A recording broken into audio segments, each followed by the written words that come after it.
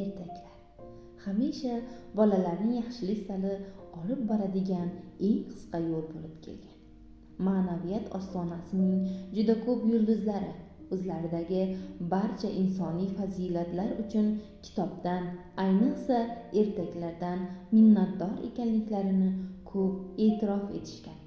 Vatan, ota-ona, el-yurt uchun fidoyilik, mehnat va ilmga o'chlik, hunarga yoshlikdan talpinish va bu fazilatlar orqali orzular sari intilish bolalarga xos jihatlardandir.